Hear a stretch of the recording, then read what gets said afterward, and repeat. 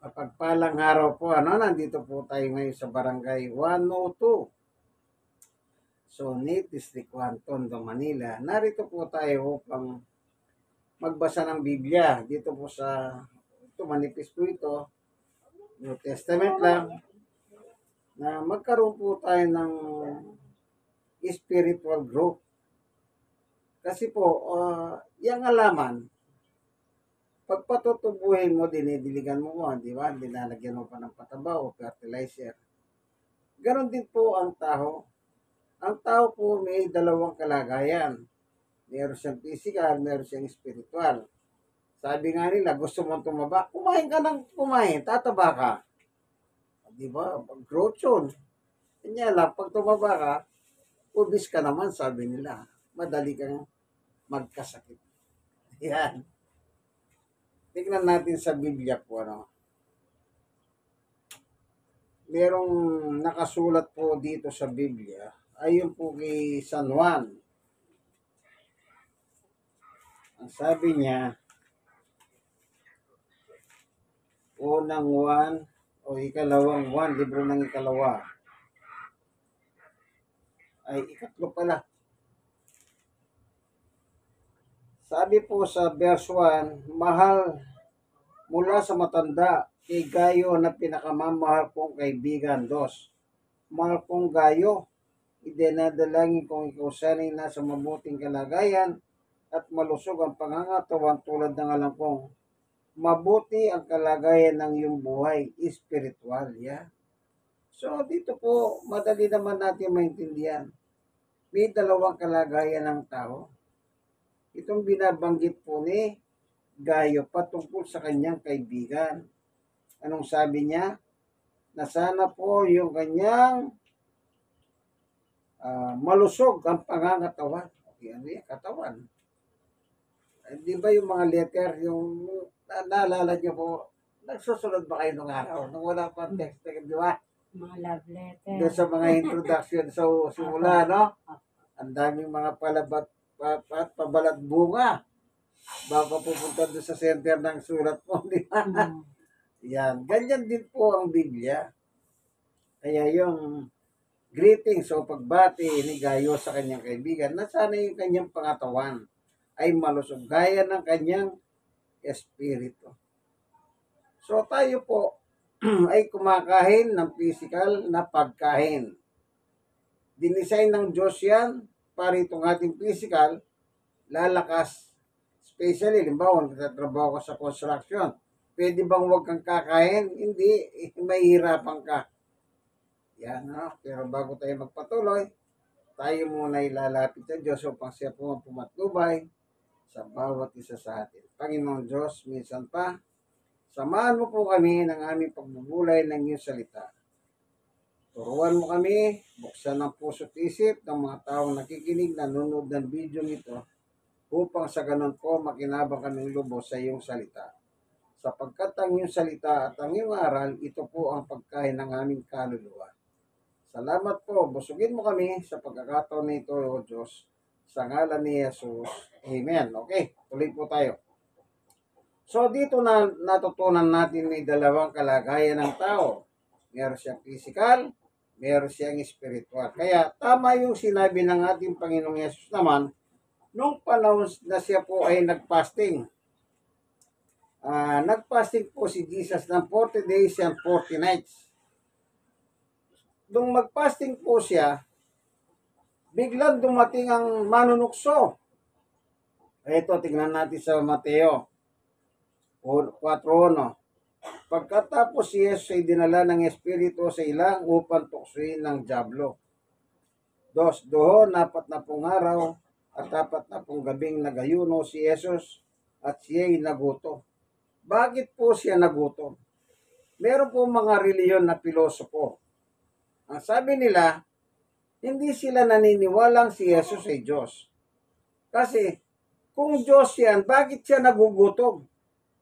Yun ang tanong nila eh. Meron bang Diyos na nagugutom? Meron bang Diyos na nauuhaw? Hindi nilang alam nyo sa talatang ito, Si Jesus po, nasa katawang tao siya. Nagkatawang tao po siya. Naturalmente, nung magkatawang tao siya, kung ano po pakiramdam ng isang tao, nararamdaman din po niya. Nagugutom ba? Oo, ito nakalagay nga po eh. Ikaw ba naman mag-fasting ng 40 dias, 40 araw at gabi? Nagdadasal ka lang. Oh. Makakaramdam pa po ng gutom. Kaya ito po yung pagkakataon na hinihintay ng dyablo. Ano pong sabi ng dyablo? 3. Dumating ang manunokso at sinabi sa kanya, kung ikaw ang anak ng Diyos, gawin mong tinapay ang mga bato ito. Yung bato, pinagagawa tinapay kasi nga, nung magkataon tao si Jesus at nag-fasting siya at nakaranas siya ng gutom. Ano po? Yan, kaya yun ang panunokso. Pagdating naman sa verse 4, ito po sinabi ni Jesus kay Satanas. Ngunit sumagot si Jesus, nasusulat, hindi lamang sa tinapay nabubuhay ang tao. Anong sabi niya? Hindi lang sa tinapay nabubuhay ang tao. Kasi po, nagkatawang tao siya. Kaya nakakaramdam din po siya ng gutom. Ano po? Ayun, ano pa sabi niya? Kundi sa bawat salitang namumutawi sa bibig ng Diyos. Yan. Yung sinabi ni Juan, nang bati niyang kaibigan niyang si Gayo, na sana malusog ang iyong pangangatawan gaya ng paglusog ng iyong espiritu or kaluluwa. Ayan po. Paano lulusog ang katawan natin? Di kumain tayo. Kanya lang, wag naman po mo unlimited ang pagkain. Wag mo na mga busuin. Alam niyo po, yung katawan natin, mahirap ding inaabuso. Yan ang mangyayari, magkakasakit ka siyempre. Di po ba? Maraming mga taong inaabuso yung katawan, din umantong sila sa sakit. Okay? Kaya sabi ni Jesus kay Satanas, hindi lang sa pagkain, tinapay, nabubuhay ang tao, kundi sa bawat salita ng Diyos. Ibig sabihin, hindi ka lang pala dapat mabuhay sa pagkain araw-araw. Literal dapat mabuhay ka ng salita ng Diyos araw-araw. Ang mahirap po, ang tao nakapokus sa material na bagay. Sa pagkain. Di po ba? Pagdating sa spiritual, medyo merong dyan. Sa aking karanasan, marami na rin po akong nakita na pagdating po sa pagbabahagi ng salita ng Diyos, may mga tao po, diretso sila sumagot talaga na ayaw nila. Ayaw nila. Hindi po tama yun eh. Pag tinanggihan mo ang salita ng Diyos, parang ang Diyos na rin po ang tinanggihan mo. Kaya sabi ko nga sa kanila, kung ayaw nyo ng salita ng Diyos, sige nga, pagka nagkasakit kayo, huwag kayong tatawag sa Diyos. Hindi sila kumikibo eh. Ano po, yan. Okay. Dapat tayong mabuhay araw-araw. Sa umaga, almusal, sa tanghali, hanggang sa gabi. Dapat meron pong salita ng Diyos ang buhay natin. Simple lang po yan. Bago ka kumain, ipagdasal mo ang pagkain mo. Meron na salita ng Diyos. Pagkagising mo sa umaga, bago ka gumawa kung ano yung gagawin mo, magpasalamat ka sa Diyos. Doon mo sisimulan ngayon sa Diyos. Pasalamatan mo muna ang Diyos bago ka gumawa ng hindi dapat gawin sa bahay o saan mang pisina, eskwela o anuman. Dapat ganon. Hindi po yung pagkamulat mo, ang hanap mo kagad is almusal. Huwag ganon. Una, pasalamat tayo sa Diyos. Yang pagpapasalamat sa Diyos ay isang bahagi na iniutos mismo ng Diyos. Kaya, kapag nakaligtahan mong magpasalamat, para mo na rin kinaligtahan ng Diyos. Tignan po natin ang isang talata ng Biblia. Ang sabi ni San Pablo sa chapter 5 verse 16, Magalak kayong lagi. 17, maging matyaga sa panalangin. 18, ipagpasalamat ninyo sa pangalan ni Kristo Jesus ang lahat ng pangyayari sapagkat yahon ang ibig ng Diyos. Lahat ng nangyayari sa buhay mo, sabi ni Pablo, dapat po ipinagpapasalamat natin sa Diyos. Dapat ipagpapasalamat po natin. Maganda man yan, hindi man maganda sa tingin natin, dapat po ipagpasalamat natin. Bakit? Yung kapitbahay mo, pag binigyan ka ng pagkain, ano man inabot sa iyo? Kung todo pasalamat ka, kung minsan mo, bulahin mo pa nga yung kapitbahay mo. Anong ibig sabihin? Para bigyan ka uli. Di po ba ganon? Ba't ang Diyos ang nagbibigay, hindi natin mapasalamatan?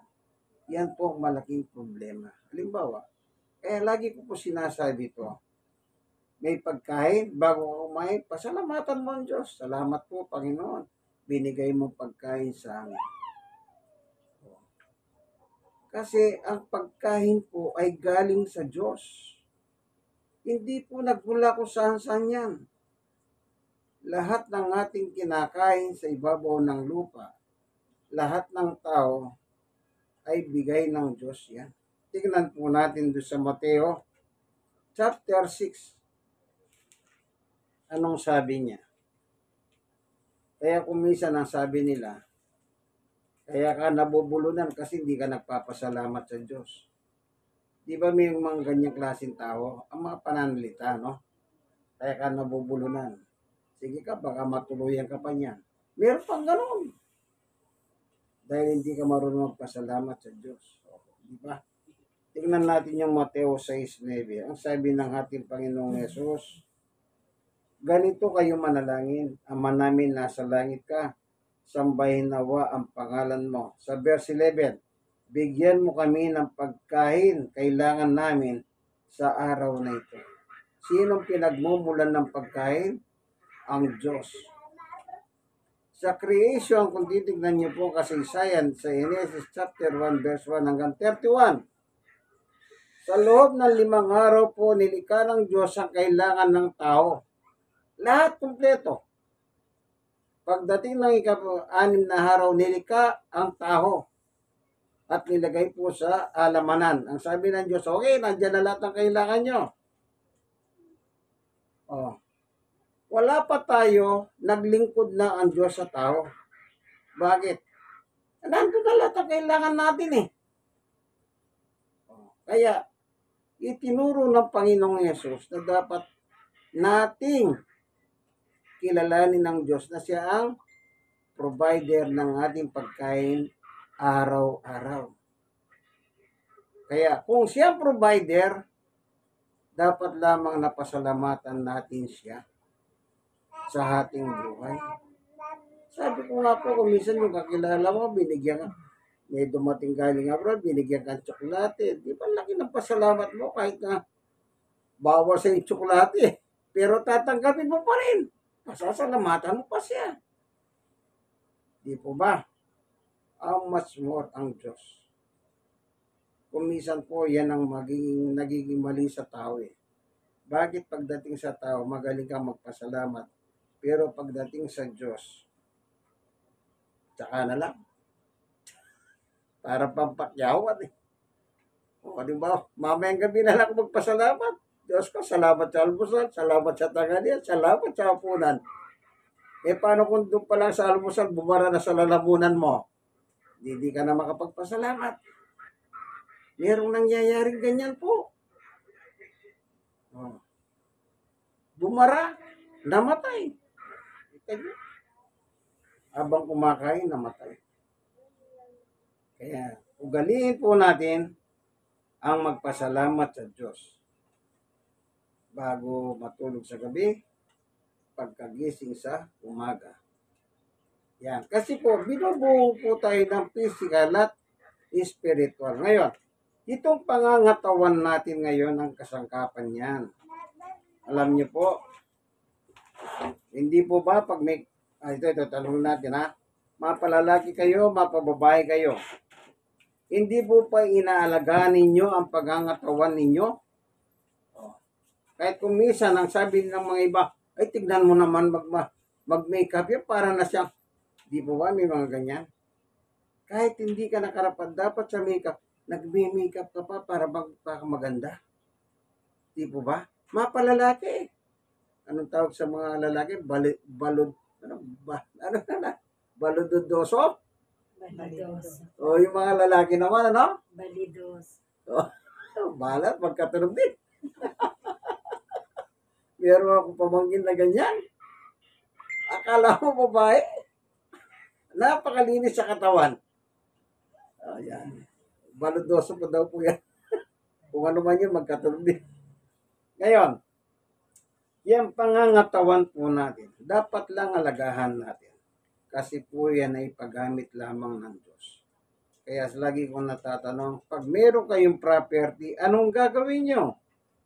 Hindi po ba alagahan mo yung property mo? Di ba? Alagahan mo, property mo yan eh. Eh kung property ng Diyos ang aalagaan, di mas lalo na. Tignan po natin. Sa 6:19 ng unang Korinto at 20. Ang inyong katawan na hindi talagang inyo, kundi sa Diyos. O, kita nyo?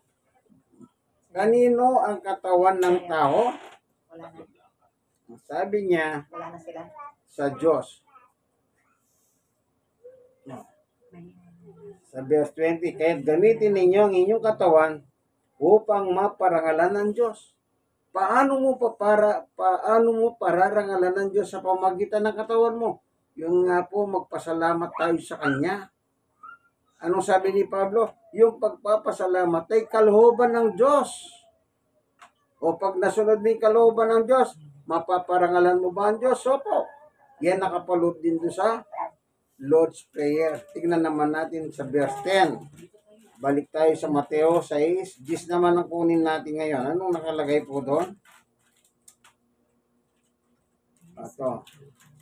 Ikaw nawa mag-ari sa amin, sundin nawa ang iyong kalooban dito sa lupa tulad ng sa langit. Maliwanag. Sundin ang kalooban mo dito sa Sabay mo lupa. na. Sabay mo na yun. Kapag susundin na po natin ang kalooban ng Diyos, ang Diyos po napaparangalan. Napaparangalan sa pamamagitan ng ano? Ng katawang ito, katawan nyo na pagmamayari ng Diyos. Pero kung minsan po yung katawan na pinagagamit ng Diyos sa atin, inaabuso natin. Yun lang hindi ka magpasalamat, isang pag-aabuso na po yun. Totoo yan. Kaya sabi ng Biblia, hindi lang tayo nabubuhay sa pagkain na araw-araw, kundi mabuhay tayo sa salita ng Diyos araw-araw. At ano po ang dulot ng salita ng Diyos? Ito po, ang sabi ni Jesus, okay, meron tayong nabasa natin kanina, meron tayong espiritu, meron tayong katawan. Punta naman tayo sa espiritu. Dito po sa epistula ng Panginoong Yesus, 1:63, ang espiritu ang nagbibigay buhay, hindi ito magagawa ng laman. Ang mga salitang sinabi ko sa inyo ay espiritu at buhay. Yung espiritu, ito yung nagbibigay buhay. Aling buhay pong tinutukoy? Natural yung buhay natin sa loob natin, yung espiritu. Nangangailangan din po siya ng pagkain. At ang pagkain walang iba kundi yung salita ng Diyos. Kaya yung makapakinig po kayo ng Bible study, ako wala po akong anumang reliyon yan ha. Anumang reliyon. Nag-share sila, tanggapin nyo. Yung iba po, naturingan may reliyon, kumisan, hindi na. Marami na rin po akong karanasan na ganyan. Ano? Kahit nagmamagandang loob ka na, akala mo para kang magnanakaw na dumating sa buhay nila. Kaya na lang doon sa ospital. Nagpunta ako ng ospital. Mayroong pasyente, sabi ko, pag-pray ko po kayo. Anong sagot ng pasyente? Ay, wag na. Kita nyo? Pero ang ibig ko sabihin, nagmamagandang loob pa para kang magnanakaw na dumating sa buhay niya. Wag na. Hindi, wag na lang. Hindi po ba? Pero yung iba naman sa ospital, sabi na, ba't ka naman dyan? Dapat dito muna. Kumisa sila nagsiselos. Ganon naman ang ibang pasyente. Ano po? Kaya, alam niyo sa ospital, magandang mangarap. Hindi makakalayas ang tao. Lalo yung mga dextrose. Hindi ka palalayasan nun. Sa pupunta, dadali yung dextrose. Alam niyo, karanasan ko yan sa ospital. Maganda sa ospital. Kanya lang, sometimes may mga gwardyang medyo may pit. Yun lang, magtiis kayo sa mga ganon. Pero may mga gwardya naman, maluwag sa kanila yun. Ano po? Sige, hanggang dito na lamang po ng ating Bible study, no? Maraming salamat sa iyo, Panginoong Diyos, sa iyong turo at aral na ibinahagi sa amin na kami po bilang mga tao, binubuo kami ng katawan, ng espiritu at physical. Kaya dapat lang po kaming mabuhay sa dalawa, pagkain at espiritu. Salamat po sa ngalan ni Jesus. Amen. Kayo pong mga nanonood ng video, like nyo po, i-share ninyo. Kayo mga nasharean, i-share nyo po sa iba. God bless us all po. Bye-bye.